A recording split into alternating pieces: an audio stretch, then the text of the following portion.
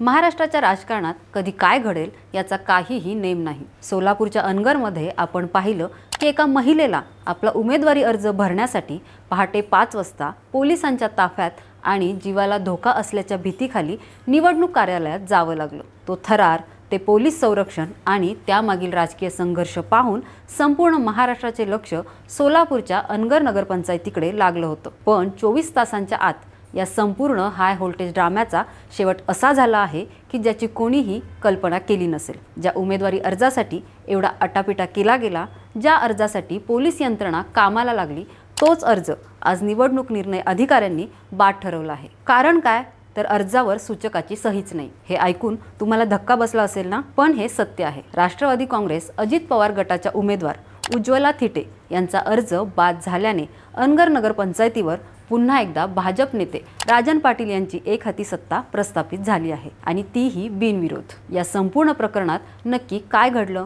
एवढ्या मोठ्या संघर्षात इतकी मोठी तांत्रिक चूक कशी होऊ शकते? की यामागे आणखी काही राजकारण आहे? आणि 63 वर्षांपासून अनगरवर राज्य करणाऱ्या राजन पाटलांच्या वर्चस्वाला दिलेले हे आव्हान आता संपलं आहे का? आज आपण या संपूर्ण प्रकरणाचा सविस्तर आढावा घेणार आहोत। नमस्कार, मी विभावरी आणि तुम्ही पाहताय थोडक्यात। या प्रकरणाची सुरुवात आपण कालच्या घटनेपासून करूया। सोलापूर जिल्ह्यातील अनगर हे गाव गेल्या 2 दिवसांपासून एका राजकीय कुरुक्षेत्रात बदललं होतं। अनगर नगरपंचायतीची ही पहिलीच निवडणूक होती। भाजपचे दिग्गज नेते आणि माजी आमदार राजन पाटील यांची प्रतिष्ठा पणाला लागली होती। त्यांच्या विरोधात राष्ट्रवादी काँग्रेस अजित पवार गटाने उज्ज्वला थिटे यांना नगराध्यक्ष पदाची उमेदवारी दिली होती। उज्ज्वला थिटे यांनी राजन पाटील यांच्यावर गंभीर आरोप केले होते की त्यांना अर्ज भरू दिला जात नाहीये, त्यांचे रस्ते अडवले जात आहेत आणि त्यांच्या जीवाला धोका आहे। या दहशतीच्या वातावरणात पोलीस संरक्षणात अर्ज दाखल झाला। इथपर्यंत हा एक राजकीय लढा वाटत होता। पण आज अर्जाच्या छाननी दरम्यान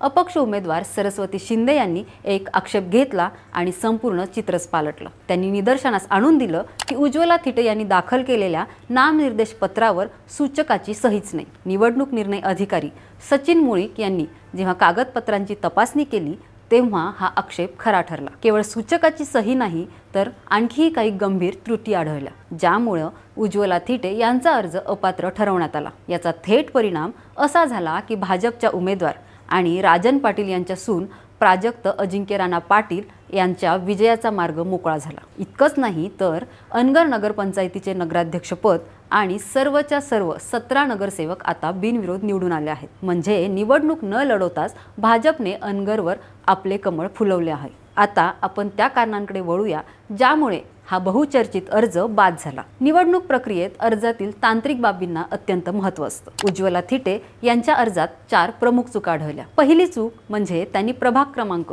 4 ऐवजी प्रभाग क्रमांक 5 असा चुकीचा उल्लेख केला होता। दुसरी चूक म्हणजे मतदार यादीतील अनुक्रमांक टाकताना तो 217 असायला हवा होता, पण तो 1042 असा नमूद केला गेला। तिसरी चूक म्हणजे त्यांनी अर्जात वय नमूद केलं होतं, पण त्या वयाचा कोणताही अधिकृत पुरावा जोडला नव्हता।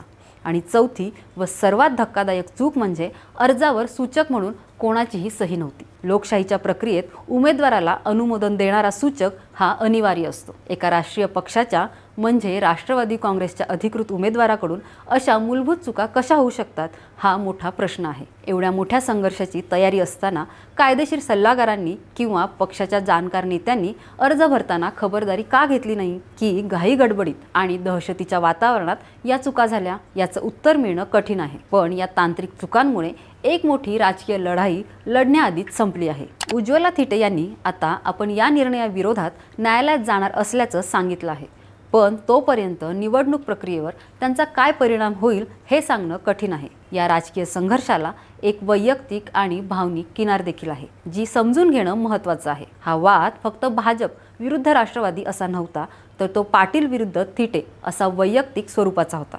उज्ज्वला थिटे या मूळच्या सोलापूरच्या 2000 साली त्या अनगरच्या महादेव थिटे यांच्याशी विवाह करून गावात आल्या। 2020 साली त्यांच्या पतीचे कोरोनामुळे निधन झाले। त्यानंतर त्या आपल्या मुलासह जयवंतसह गावात राहत होत्या। त्यांच्या दाव्यानुसार 2023 पर्यंत त्यांचे राजन पाटील कुटुंबाशी कोणतंही वैर नव्हतं। वादाची ठिणगी पडली 21 फेब्रुवारी 2023 रोजी, जेव्हा गावात शिवजयंतीची मिरवणूक निघाली होती। या मिरवणुकीत काही तरुणांनी त्यांच्या मुलाला जयवंतला खांद्यावर उचलून घेतलं, ज्यावरून वाद निर्माण झाला आणि जयवंतला मारहाण झाली। हे प्रकरण इतकं वाढलं की जयवंत थिटे याच्यावर ॲट्रॉसिटी कायद्याअंतर्गत गुन्हा दाखल झाला। उज्ज्वला थिटे म्हणतात की हे प्रकरण मिटवण्यासाठी त्यांनी राजन पाटील यांची माफी देखील मागितली होती, मात्र त्यानंतरही त्रास देणं सुरूच राहिलं। त्यांच्या घरावर दगडफेक झाली, जीवितास धोका निर्माण झाला आणि अखेर 29 एप्रिल 2023 रोजी पोलीस तक्रार देऊन त्यांना गाव सोडावं लागलं। ज्यामुळे काल जेव्हा त्या अर्ज भरण्यासाठी आल्या तेव्हा ती केवळ राजकीय लढाई नव्हती, तर ती त्यांच्या अस्तित्वाची आणि अन्यायाविरुद्धची लढाई होती। मात्र अर्जातील त्रुटींमुळे त्यांचे हे आव्हान संपुष्टात आलं आहे। आता आपण राजन पाटील यांच्याबद्दल आणि अनगरच्या बिनविरोध संस्कृतीबद्दल बोलूया। राजन पाटील हे सोलापूर जिल्ह्याच्या राजकारणातील एक वजनदार नाव। 1980 पासून ते राजकारणात सक्रिय आहेत। 1995, 1999 व 2004 असे 3 वेळा ते मोहोळ विधानसभेचे आमदार राहिले आहेत। अनगर ग्रामपंचायतीवर त्यांचे आणि त्यांच्या वडिलांचे म्हणजे स्वर्गीय बाबूराव पाटील यांचे गेल्या 63 वर्षापासून एक हाती वर्चस्व आहे। अनगरमध्ये निवडणूक बिनविरोध करण्याची त्यांची एक परंपराच आहे। गावातील लोक एकोपाने राहतात आणि निवडणूक टाळतात असे त्यांचे म्हणणे असते। मात्र विरोधक याला एकाधिकारशाही आणि दहशत म्हणतात। यंदा अनगर ग्रामपंचायतीचे नगरपंचायतीत रूपांतर झाले, त्यामुळे ही पहिलीच निवडणूक होती। अजित पवार गटाची साथ सोडून राजन पाटील नुकतेच भाजपमध्ये दाखल झाले आहेत। विशेष म्हणजे 2024 मध्ये अजित पवारांनीच त्यांना सहकार परिषदेचे अध्यक्षपद दिले होते, पण राजकीय गणिते बदलली आणि पाटील भाजपमध्ये गेले। आता भाजपमध्ये गेल्यावरही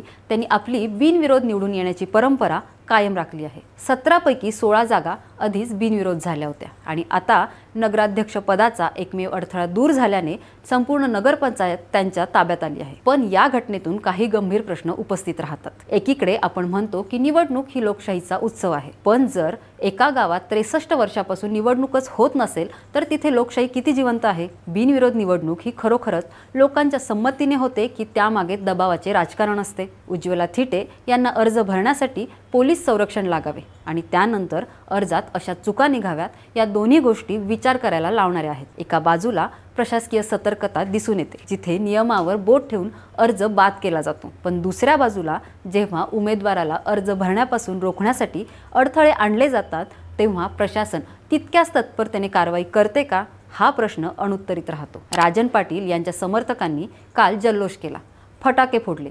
त्यांच्यासाठी हा विजय म्हणजे त्यांच्या नेत्याच्या ताकदीची पावती आहे। इथे दादागिरी नाही तर लोकशाही आहे असं राजन पाटील वारंवार सांगतात। आता अर्ज बाद झाल्याने त्यांचे म्हणणे तांत्रिकदृष्ट्या खरे ठरले आहे, कारण समोर लढायला उमेदवारच उरला नाही। शेवटी अनगरच्या या निवडणुकीने महाराष्ट्राला एक वेगळंच नाट्य दाखवलं, जिथे पक्ष महत्त्वाचे नसतात तर स्थानिक वर्चस्व महत्त्वाचं असतं। अजित पवार गट आणि भाजप राज्य पातळीवर महायुतीत आहेत, पण अनगरमध्ये ते एकमेकांचे कट्टर वैरी होते। राष्ट्रवादीचे प्रवक्ते उमेश पाटील आणि राजन पाटील यांचा संघर्ष जगजाहीर आहे। या निवडणुकीत उमेश पाटील यांनी उज्ज्वला थिटे यांना बळ दिलं होतं, जेणेकरून राजन पाटलांच्या बालेकिल्ल्याला खिंडार पाडता येईल, पण सूचकाची सही नसणे या एका छोट्याशा चुकीने त्यांचे मनसुबे उधळून लावले आहेत। आता उज्ज्वला थिटे न्यायालयात जातील, तिथे काय होईल हे काळच सांगेल, पण सध्या तरी अनगर नगर पंचायतीवर भाजपचा झेंडा फडकला आहे आणि तोही एकही मत न टाकता। लोकशाही तांत्रिक बाबी किती महत्त्वाच्या असतात आणि एक छोटी चूक तुम्हाला सत्तेपासून कशी दूर ठेवू शकते